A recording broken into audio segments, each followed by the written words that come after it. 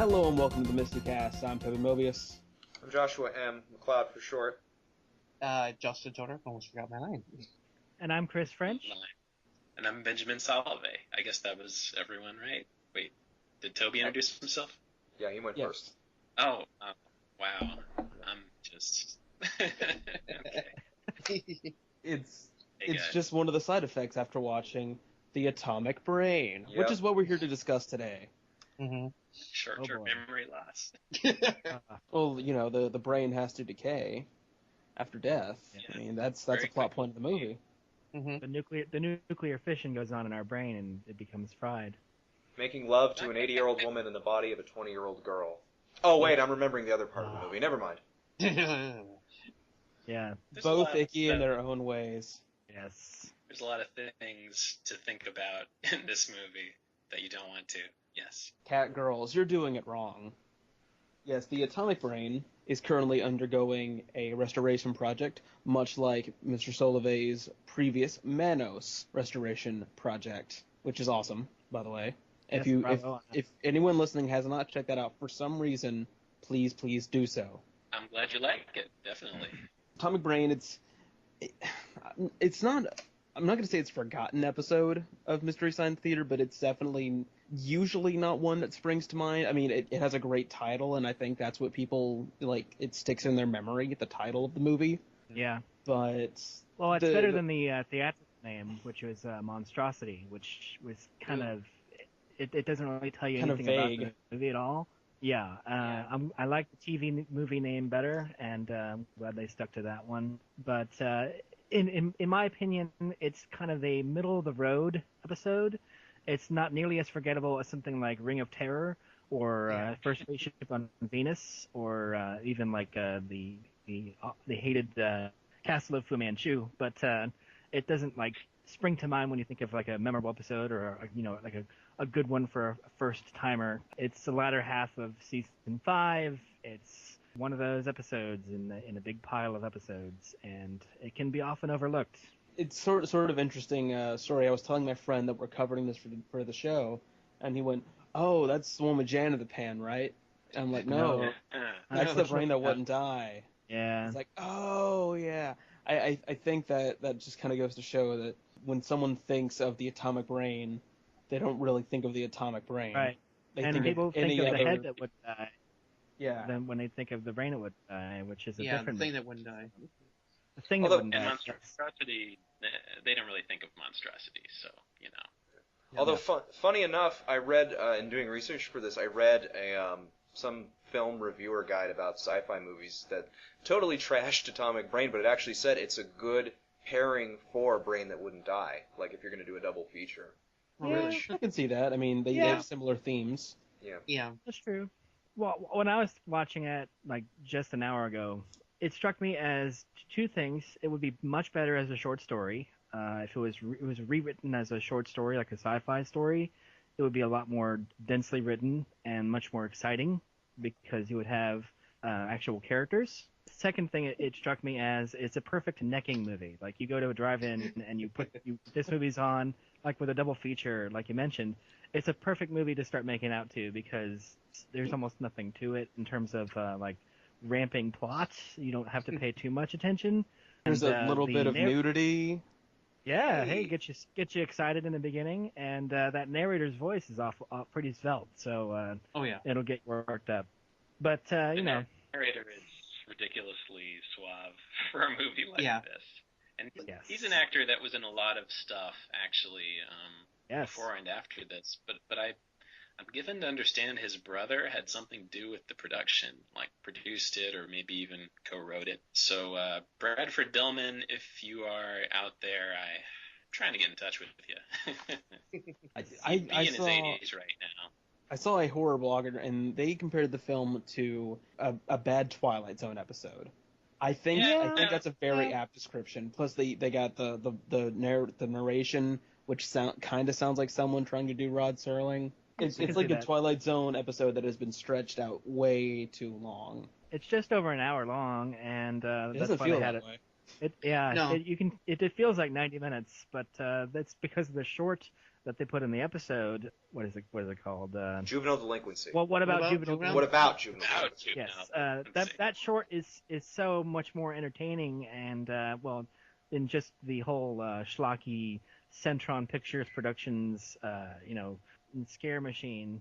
In comparison, the movie is flat for the most part, unfortunately. If they'd had a different short or just something else that was less entertaining, I don't know. Most of those shorts are really good, so it's hard to say.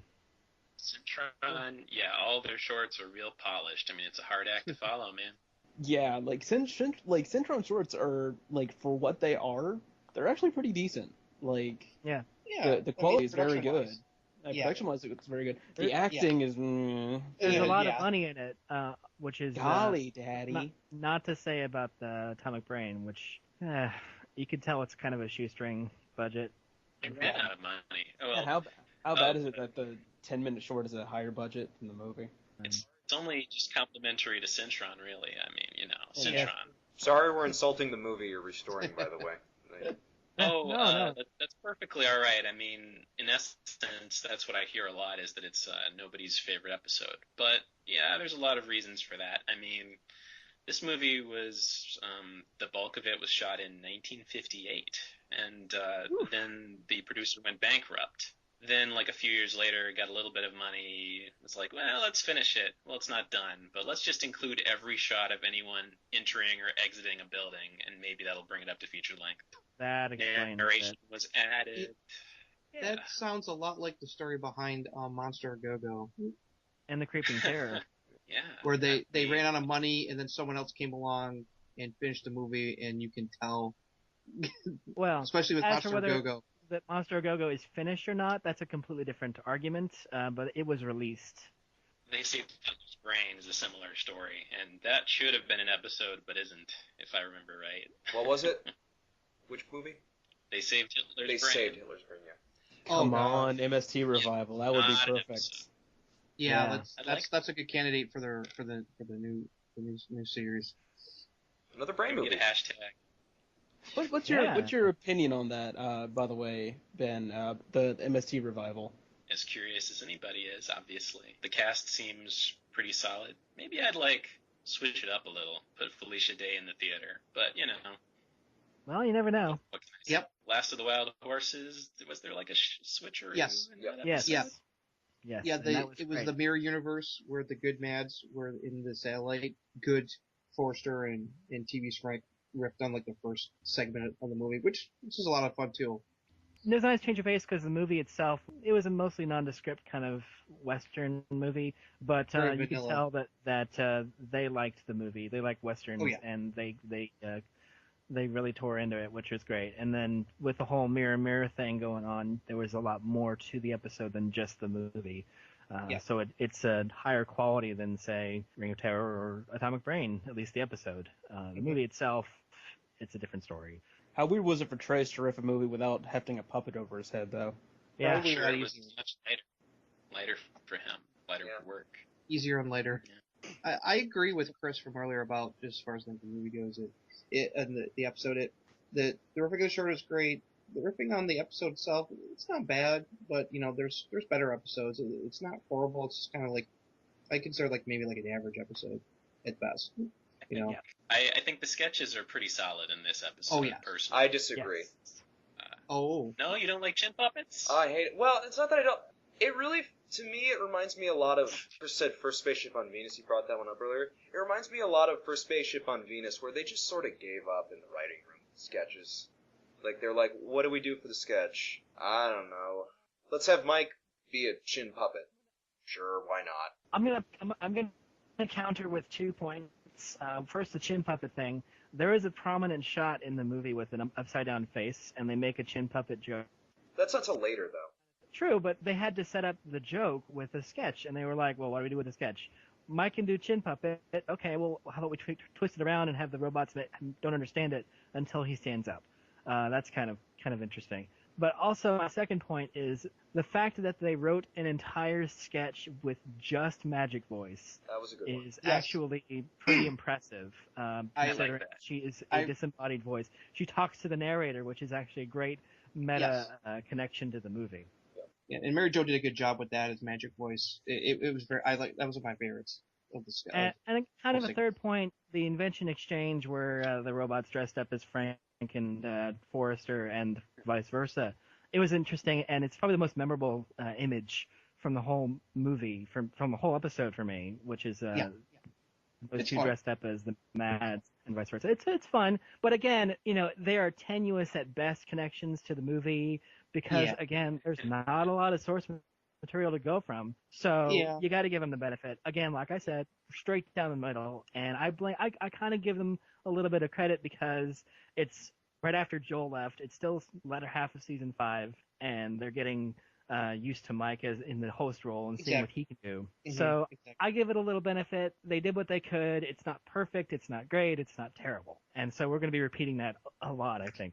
Well, let's go into some backstory about the movie. So, was it originally titled Monstrosity or Atomic Brain? Monstrosity. Originally Monstrosity, but and that's what the first posters say. So, correct me if I'm wrong. They made it in '58. They started making it. Yeah, with original director Joseph V. Maselli, who is an interesting guy I'd like to get into later. He's got many Mystery Science Theater connections as well, and many cinematography geek connections. The fun game to play is trying to figure out what is old and what is comparatively new, because you have shots where the monster makeup is not the same between adjacent shots, You've got these characters that don't do anything, like the zombie woman, just kind of like seemingly only referred to in the narration, not really in the context of the film. Yeah, it's interesting to play that guessing game, but like They Saved Hitler's Brain, you can start to tell what's old and what's new, and it becomes, well, for me, pretty interesting. But it is a fairly short movie, as you pointed out. There's a lot of padding. You can tell they just used whatever footage was there. The narrator really is just working overtime to smooth over those gaps, telling us everything anybody is thinking or maybe not thinking, as the case may be. Like, I don't think he starts narrating the cat's emotions, but it might happen. I think he does. Yeah. Yeah, that's why I said it would be better as a short story. One that would predate Twilight Zone, of course, but not the similar kind of anthology shows. Yeah, why they didn't just retool it into an episode of a TV show is a good question. That could have been the pilot for an ongoing series where the German lady tries to escape from the cat who's trying to kill her.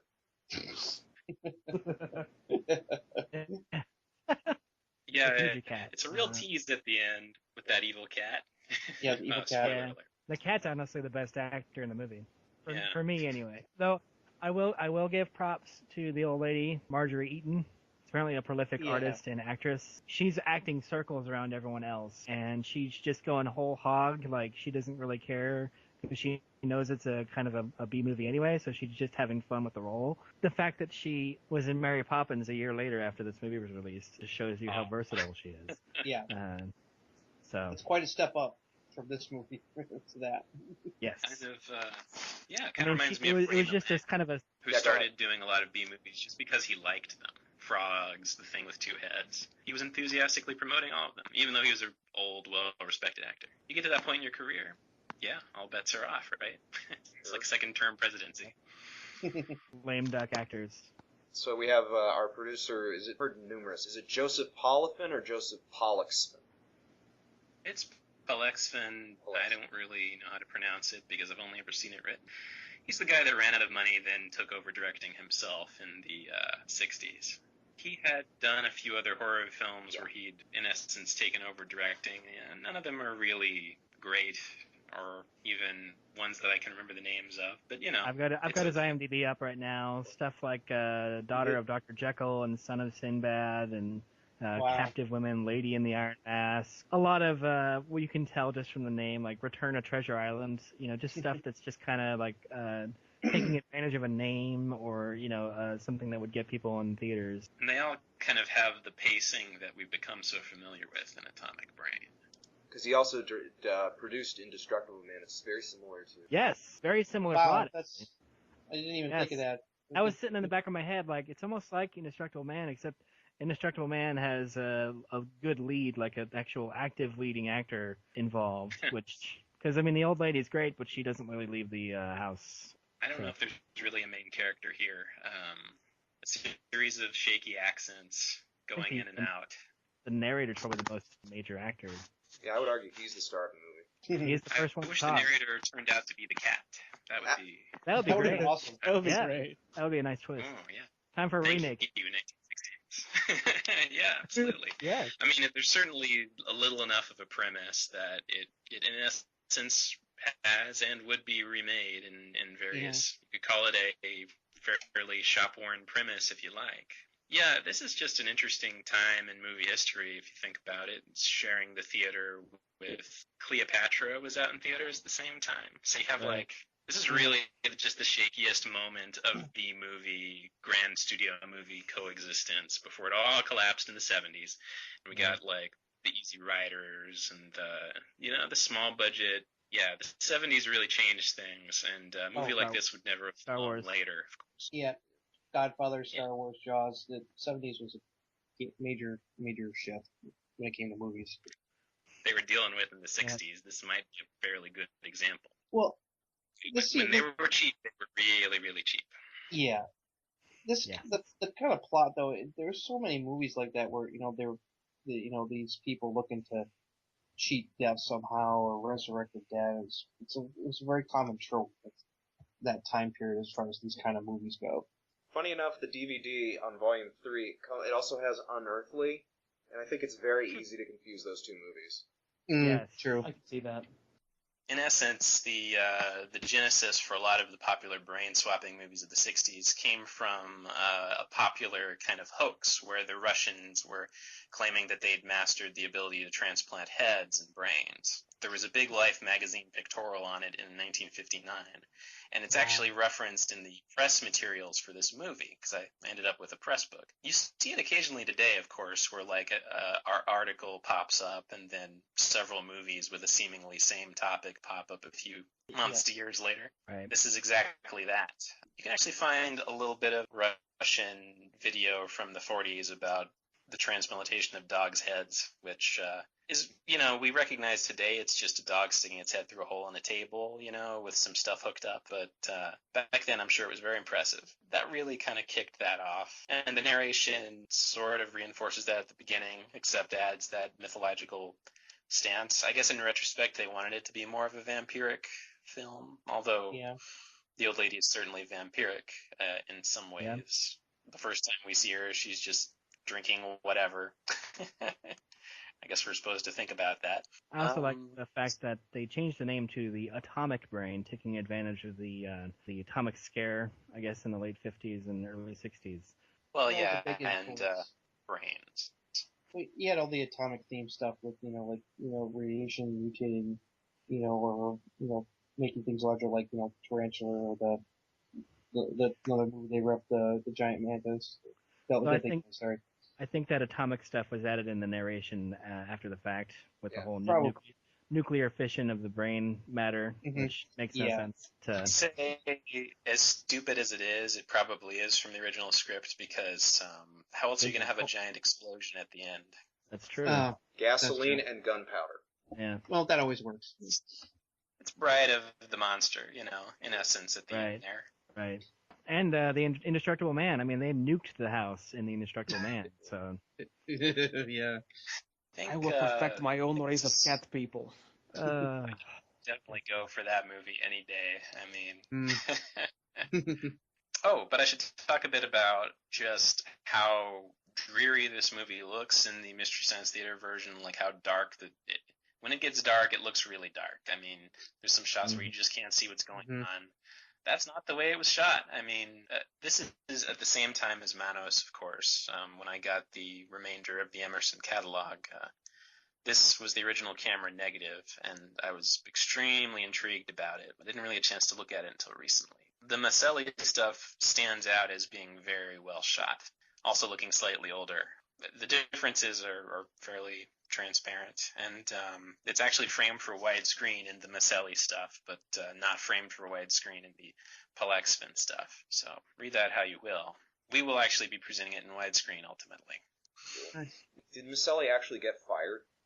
Is that true? He wasn't fired. They just ran out of money and stopped production in '58. to say he was fired is really just Paul Exman probably polishing his own record. Yeah, that's what it says. Like, no, I wasn't satisfied anyway. It's like, okay, you did run out of money though, so no, it's just more of a I can do that. Why not? You slam on Paul Exman. Well, I'm sorry, but there it is. I mean, the evidence is all over the negative itself. I mean, they cut into the negative to put in the Atomic Brain title, by the way. So a little extra work will need to be done if we want to unearth that original title. Do you think you're going to market it under the original title, or are you going to do a portmanteau of the two, if you had bought the public domain Image Entertainment DVD, that one has both. It's called Monstrosity: The Atomic Brain. I don't see much of a need to do that, just in as much as everyone seems to know it by Atomic Brain. I think it's good for recognition, and it's good because that's what the negative says right now. And it's really a difference of a couple of seconds. Yeah, it's probably going to stay the Atomic Brain on the cover, but if I can get the original title, that's what you'll see when you actually fire it up. I think it'll be in the fine grain positive that we have, which still needs to be inspected. And if there's any additional stuff cut out, we'll find out about that too. But general consensus, there really isn't anything. They kind of used as much footage as they could, frankly. I mean, they had to. It's pretty short otherwise. I'm surprised the bloopers aren't in. Well, maybe they are. Are the bloopers in the actual movie? There's not a blooper reel like there is for Manos. Yeah, the Manos blooper reel is... we're just lucky that it was kept for just kind of projection at home. In this case, I don't think any errors snuck in to the material, but the material we have looks so good that actually now's a good time to talk about Maselli, because Maselli shot the incredibly strange creatures that stopped living and became mixed up zombies, which is I was about to bring that up, actually. An American classic. Choice episode, yeah. And he gave a start to Laszlo Kovacs and Vilmos Zsigmond, who would become really influential cinematographers. You're saying this seems really coincidental. I mean, this guy had like a life that we don't really know about. He edited the American Cinematographer's Manual. He had a lot to do with that organization. And as a cinematographer myself, this is kind of catnip to me, being able to go through these old articles and writings and old technical manuals that he wrote. He also had this textbook, The 5 C's of Cinematography, which is probably what everybody really knows him by. But very few people seem to make the connection between the guy that is exclusively seemed to shoot B movies and this guy who came up with the 5 C's of Cinematography. In essence, he was just distilling a lot of knowledge that had only kind of passed along as word of mouth. He was working with people who'd been active since the silent era. I mean, this is a guy that really was much more of a teacher than a cinematographer. But I think he just took to these low-budget roles fairly well. Atomic Brain's the only movie he ostensibly directed, though. Did he want to be a director? Did he just consider it a work for hire? These are the kind of things I'd like to find out as we kind of dive deeper. Because as you said, no one really knows anything about this movie, but I keep seeing hints of interesting stories to tell about it, which might just make the package worthwhile. In thinking about it, the incredibly strange creatures, as weird and as, I wouldn't say poorly, but sloppily directed as it was, I will say that it is shot very well. If you ever get a chance to see a real print of it, it looks fantastic. And the DVD doesn't really send that impression forth. I feel like they had are pretty faded.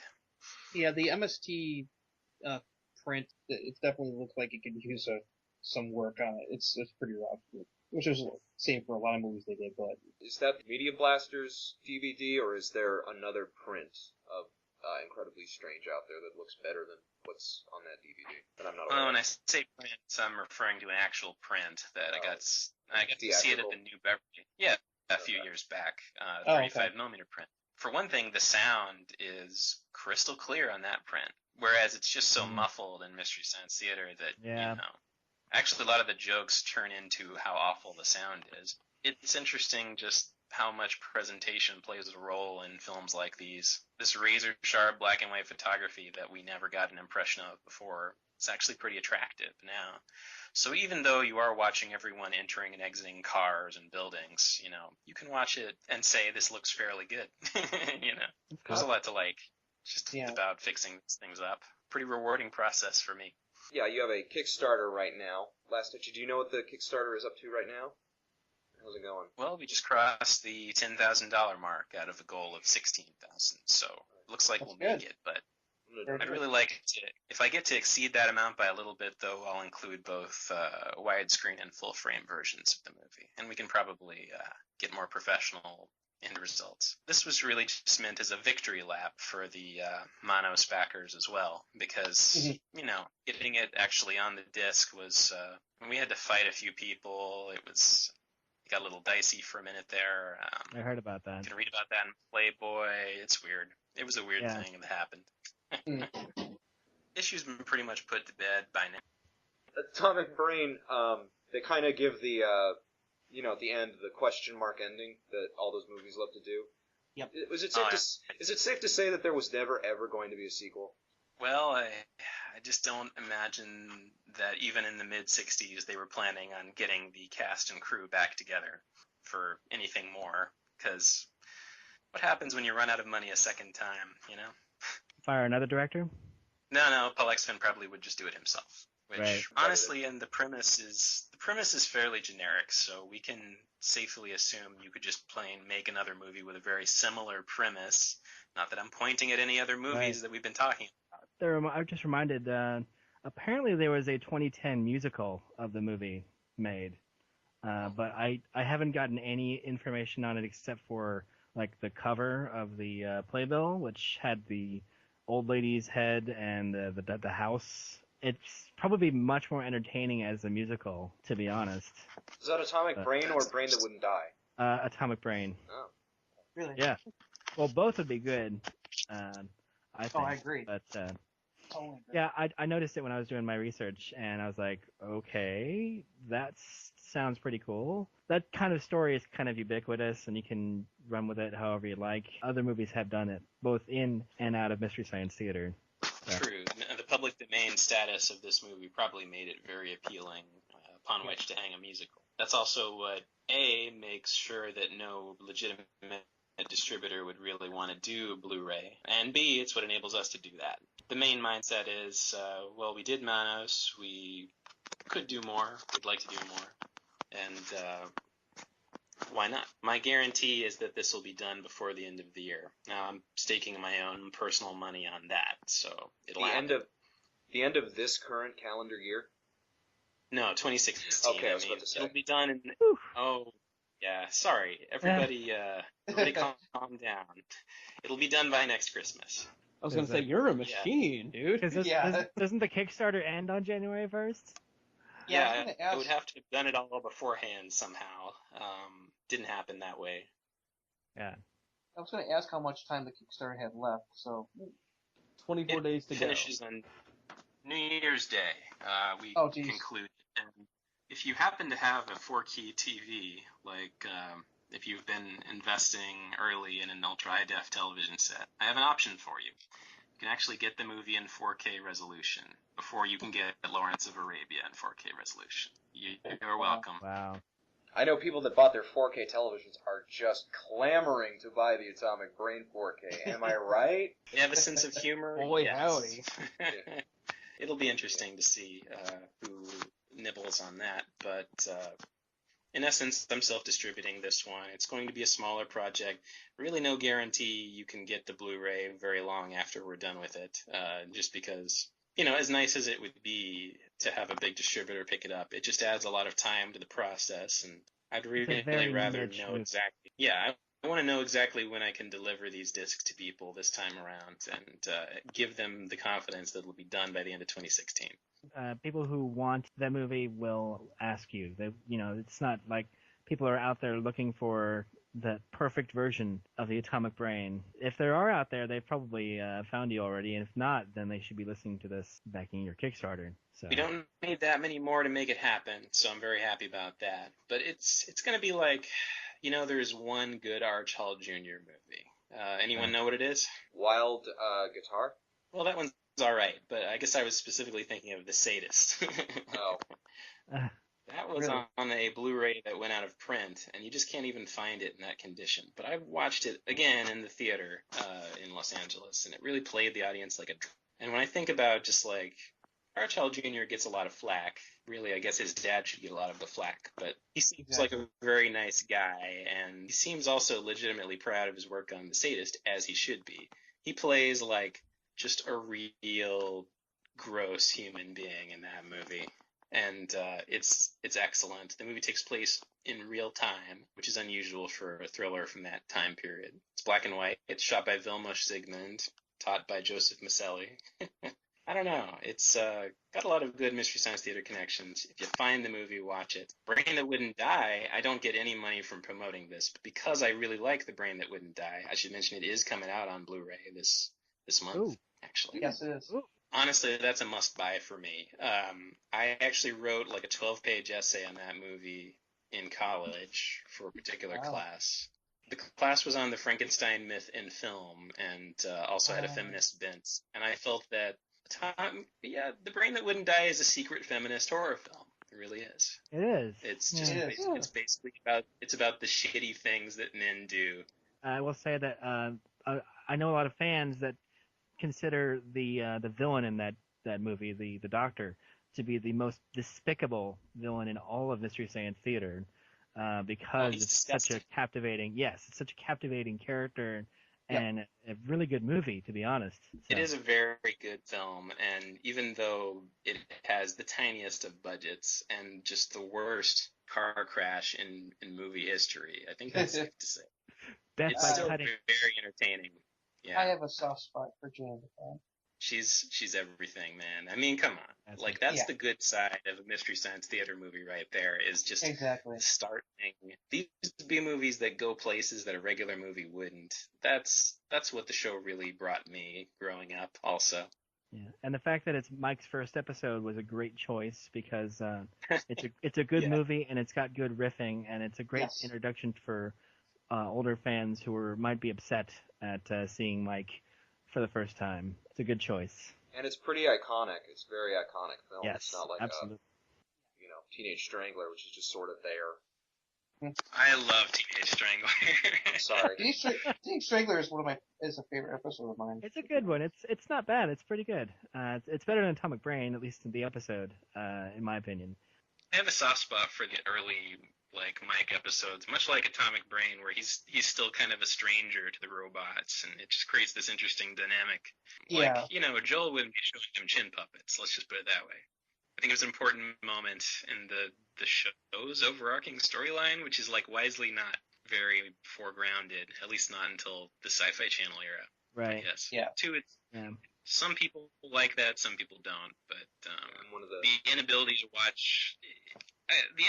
watch an episode out of context and not have to explain what's going on to people is it's all there in the opening song, Yep. So. It's true. Although, what planet are we on now? Yeah. Well, they didn't have much of a choice when it came to that. That was Sci-Fi Channel putting them. I will absolutely I'll never kick Sci-Fi Channel out, though. That was when I started watching the show on a weekly basis, because we got cable. Me too. And same. Yeah. First episode I ever saw was on Comedy Central. I saw Attack of the Eye Creatures at a friend's house. Good one. My first was EGOT. Yeah. I got a good one. My first one I ever saw. I love EGOT. When's that restoration coming out? I want to see EGOT restored, because I can go over some EGOT. Did Emerson own that one too? Unfortunately, no. No, the Archel Jr. movies have their own owners, but honestly, I would love to do even just a work for hire on that kind of material, because, oh man, I'm sure he would be. We really, really need a Coleman Francis trilogy Blu-ray. I'm just going to put that out there. I want it to exist. I want to find out who owns it. Dude. It would have to be all three on one set, because you got to power through it. You really do. It is called a Francis challenge. The cover would be a guy being sniped from an airplane, of course, and it could fit for all three. The problem with the Coleman Francis films, which I've argued is the reason why he doesn't have the reputation Ed Wood has, is because, unlike Ed Wood, where all of his films kind of ended up with the same distributor, Coleman Francis only made 3 films, and each one ended up with a different distributor. That's tough. It's going to be a real magic trick to whoever manages to do it. But Not that I won't do some due diligence. Yeah, it's interesting to see who owns these things, really. Honestly, that kind of research excites me. But it also makes you wonder just exactly how the show got the rights to do these movies sometimes. Yeah. Who'd they have to call, and what lengths did they have to go to get them. Because unlike Atomic Brain, which is public domain, a lot of these movies were property of some company or someone, and they had to reach out and make connections. So I was going to say, even Atomic Brain, they needed to go to Pete Rogers to get the print or something. Right. Go ahead. Well, Mystery Science Theater, they never, to my knowledge, actually made a transfer of a movie. They always got their transfers from elsewhere. Usually, Pete Rogers would send them a big grab bag with a bunch of screeners and see if they were interested. Because there's a lot of this stuff that was just kind of shopped around for syndication, night, horror show type TV shows, horror hosts. They had to get it from someplace, and that often was Rogers. They would get a big box or something full of these bad movies that they had gotten permission, and Frank was usually the one to go through and watch them by himself and pick the ones for the show, and then everyone had to suffer through it, and then they would have to decide. And usually quickly, they'd have to watch the first 20 minutes and decide, okay, is this worth? It's interesting to consider. Just a lot of this show, movie choices curated by Frank. I mean, fantastic. Think of that. There's a great interview with Mike, and Mike Nelson, who's gone on record as saying season 6 is his least favorite season, where he's talking about Starfighters. And in the entire interview, he's like, when we first watched Starfighters, I thought, Frank, I hate you. Frank, I hate you. Frank, why did you pick this movie? Oh my God, the Starfighters. It's considered one of the most boring and awful episodes by a lot of fans, but I personally love that movie because of how awful it is. Got a lot for that episode. Yes, it's a lot of fun. It's rewarding if you stick to it because you get, the poopy suit. You get so much. You get so much. And the host segments are fantastic. Oh yeah, it's bold and connected to the internet. Great host segments. When's that restoration coming out? Do them all. Where'd that go? That movie might already be lost. I don't know for sure. I can't find anything about it online.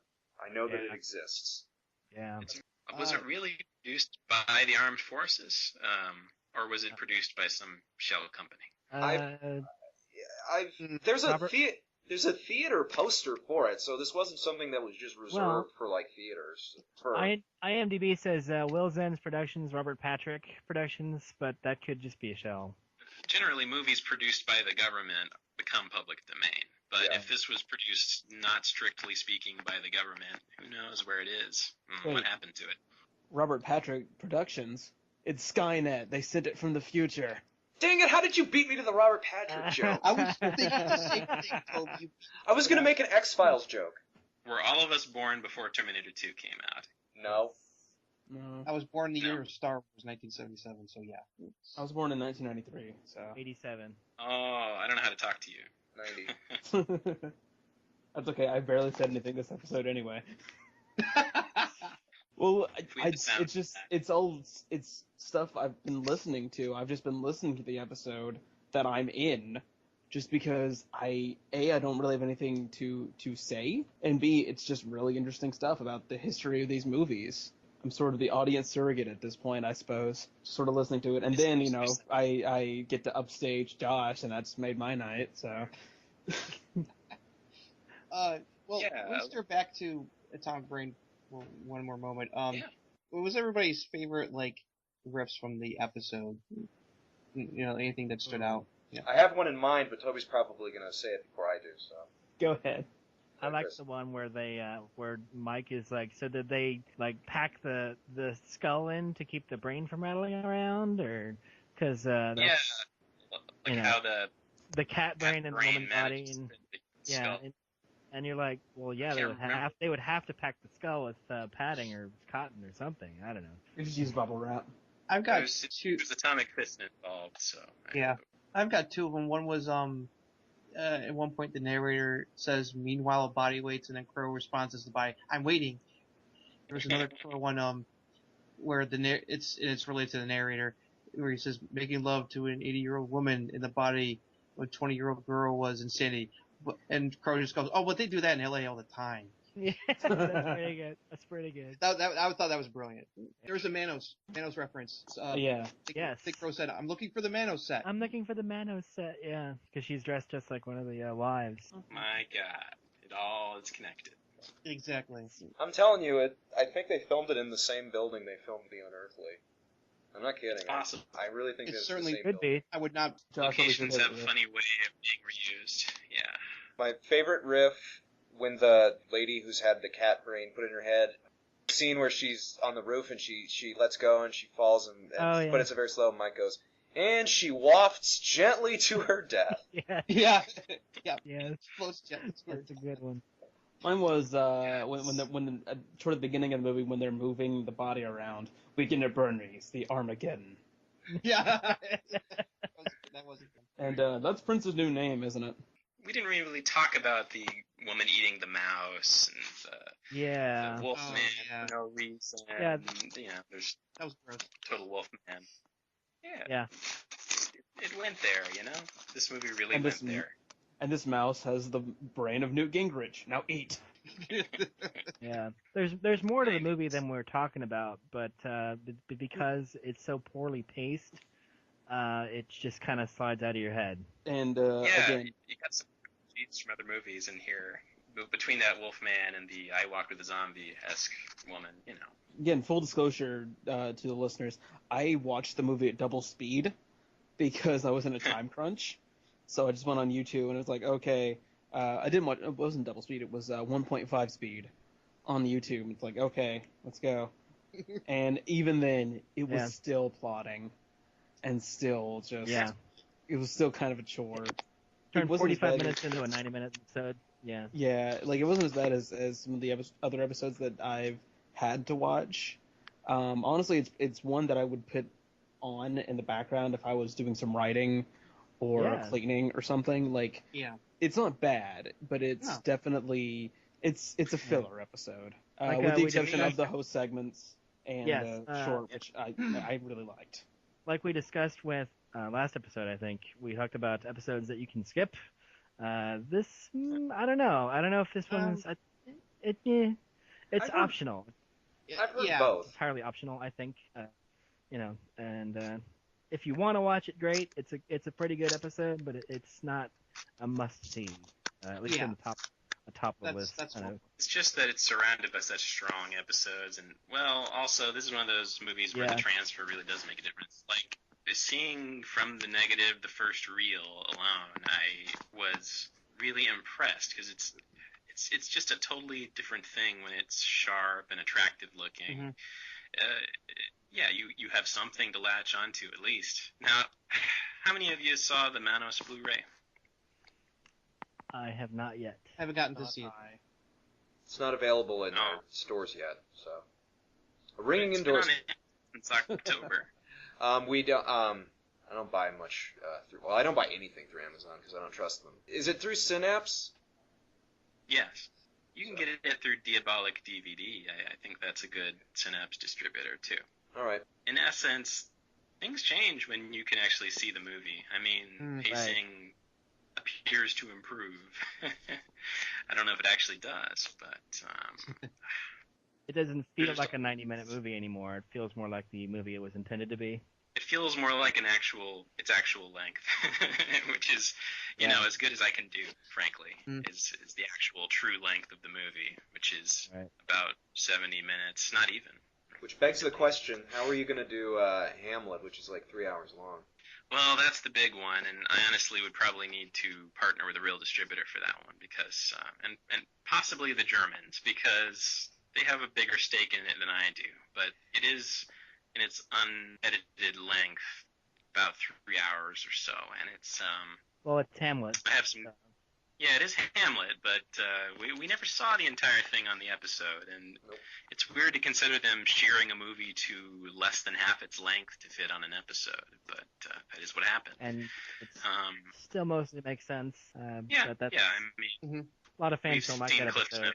It's a tougher sell for sure. I mean, if you think that a Atomic Brain is no one's favorite episode. We can talk about it. But I'm fully aware. People were constantly complaining about Hamlet when I was dealing with fans. Like, I love it. I love the episode mostly because I'm a giant theater geek, and the fact that they were picking it apart was great. But I can totally see why the average fan would find it boring and confusing and not that good. But I know that they liked to riff it because they could take out so much of it and still have fun with it. Yeah. And it's a left field choice, but a good one actually. Yes, as you pointed out, I did theater myself in high school, and that was exactly when I saw it, and good timing too, because I don't know, it's just, in particular, the weird staging of the movie. If you recall, it's just this weird austere set with bizarre futuristic costumes that don't make any sense, and I don't know, there's something to it. And I have very good elements. I have an internegative, I have both German and English language audio available. It would be nice to put it together, but it would take a bit of an investment, like 3 times the investment that the Atomic Brain is doing. I really do think of Atomic Brain as sort of our Manos victory lap, because we earned it. We really did. Everyone really stuck by me throughout the trouble there, and it really just made it. That's in essence why I'm guaranteeing delivery by December, because it should be a reward, not another 3-year odyssey. No one felt that delay more than I did, by the way. Yeah. I'll bet. It's one thing when you're the one getting all the legal threats and cease and desists and having to sort through what's real and what's smokescreen. But it really was. For people who actually are going to want to actually watch this episode, Josh will test this. You probably want to get the Shout release and not the old Volume 3 if you want to try to find that, even though it's out of print. Because when Rhino released it on Volume 3, the episode was mysteriously missing. I can't remember if there was ever a story, an explanation behind how that snafu happened. Shout fixed it. They released the whole episode intact as a single, where it's even got the pre-bumper, the real one thing too, along with the stinger intact. BBI claimed that they sent a version with a stinger. Rhino claimed they received a version without a stinger. Stingers do contain like copyright information, so maybe it was cut off in some sort of weird fit of pick. I don't know. But get the one with the stinger, because don't ever take my stingers away, please. No. It just proves that Shout Factory works a little bit harder on these things than some. They've worked light years harder than Rhino ever did. Wow, huge slam on Rhino. Well, not that they were horrible, but you know. I'm looking at Volume 3 right now, and I'm like, none of these episodes really make me happy. It's not a great collection. That's one of the weaker Rhino sets. We have Atomic Brain. We have The Unearthly, which I've never heard a single person ever say a nice thing about The Unearthly. Oh, and Side Hackers, right? And we have Side Hackers, which... Yeah. I would like that one re-released, because that's the only one I don't own, because I have The Unearthly and Atomic Brain from Shout, but that one has... We have a short disc, so... Most of the shorts are good. Catching Trouble, that one's good. What to do on a date? I need to know what not to do on a date. Am I right? Catching Trouble is just like... Well, it's just a bunch of cruelty, which is lovingly presented. In fact, like they have a good time after with that it. short, they directly apologize to the audience for the human race, because of how bad that short is. Yeah, Catching Trouble is the worst short, to be honest. How many times did they apologize on Mystery Science Theater directly to the audience? I think Wild World of Batwoman has the funniest apology. I know they had to They had to have apologized at some point during the alphabet short. Oh, what episode was that when the Daddy-O. We could definitely make a list of best apologies on this show. Well, the best was in Fu Manchu with the Christopher Lee letter. Where they challenged Mads. So help me, you're making me watch that after this, I think. Yeah, I'm going to cue it up. Oh, boy. You're welcome. Good luck. Oh, you know what? I was going to bring up Fugitive Alien. Yep. Fugitive Alien was a similar. But I actually really love Fugitive Alien. I don't know why, but I have the VHS of, the regular movie Fugitive Alien. You have the 1987 Good Times VHS edit of Fugitive Alien. Wow. have the one that says creature features on the cover. Good stuff. Yeah, and it's weird because the video box itself seems to be making fun of the movie. It might be a post-Mystery Science Theater thing, if that's the case. I don't think it came... My knowledge of these movies... Does it say on... Do you have the VHS handy, or... I mean, not that it matters. I got it somewhere around here. That's what I got. Celebrity Home Entertainment. That came out in 86, I believe. Okay, so it was even before MST. Yeah. So, yeah, it was long before. And it's the Sandy Frank version. This one even says only his hairdresser knows for sure on it. Which, wow. Even the Celebrity Home Entertainment people were in on the joke. Yeah, apparently. Yeah. You look it up, the synopsis on the back just is lampooning the movie, and I don't really know who it was for in that case, if this was pre-Mystery Science Theater. But you're right, it says 1987 on it. There is a, because it was made by a company that is now defunct, but they also put out G.I. Joe and a lot of the Hasbro stuff on video at the time. So there's like sampler tapes of both I've seen. If you go online, there's like promo videos for Gamera and Fugitive Alien from Celebrity Home Entertainment, and it's clearly they were marketing to children. Stupid children. Yeah. This is the kind of children that would get the trains VHSs or the heavy equipment VHSs. I don't know. I don't know who this was marketed to, but all I know is I'm glad to own Fugitive Alien. I think it deserves another look. Because everyone's named Ken in that one. I don't know why. I never get tired of humming He Tried to Kill Me with a Forklift. And the sequel is not bad either, because I did really want to know what happened, obviously. Of course. I mean, what happened with Rita, you just gotta know these things. It's nice. We never figured out what happened at the end of Master Ninja 2. Because there's more Master Ninja. There's more Master Ninja, right? And one day I'll watch that actual show and I'll laugh and laugh. We gotta end this thing. Yeah. As fun as it was. So. All right. Yeah, we're starting to ramble a little bit too much now. Well, thanks for coming back. I love our chats. Absolutely. I feel like I soft sold my own restoration a bit, but just trust me when I say that. No, not at all. Well, look at the comparison I posted. It really does improve the movie. Yeah. And it's more of a historical interest thing. Also, it's I don't know. Like I've got some kind of personal investment in just the history of this area of movie making, which Mystery Science Theater really brought me. I mean, the great thing about being a Mystery Science Theater fan is that it kind of turns you into a cinephile without even realizing it. I know that there are a lot of fans who probably don't even know that you're restoring the movie that will probably give your Kickstarter another look. No, your passion and your dedication is admirable. Oh, absolutely. But I do think that talk is cheap. I mean, just see the screenshots, see the videos. You can definitely see what we're getting out of this movie, which was no one's favorite episode of Mystery Science Theater. You'd be surprised. Some guy's listening to this, and it's like his favorite episode. Is like, you jerks, I love that one. Well, never know. I have gotten messages.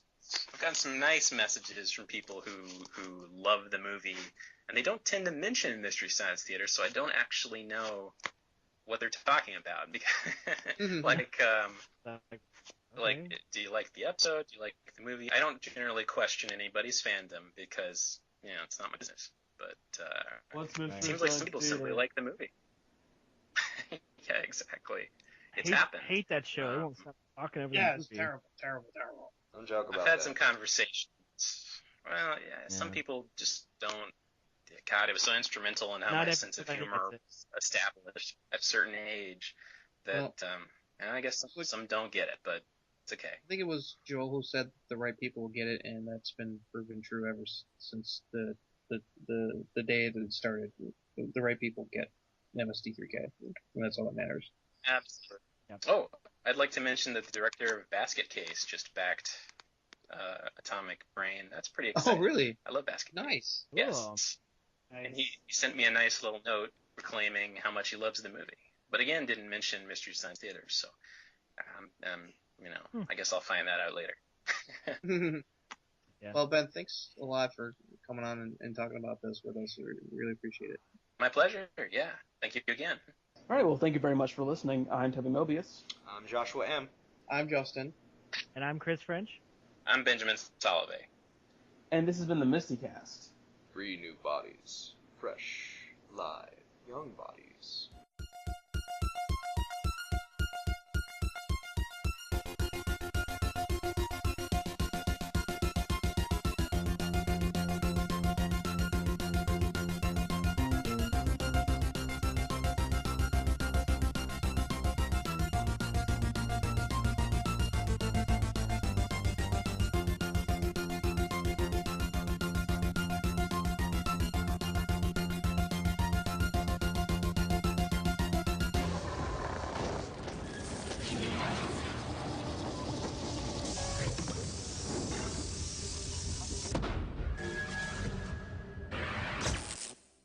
Now, poopy. Making love to an 80-year-old woman in the body of a 20-year-old girl. Oh, wait, I'm remembering the other part of the movie. Never mind.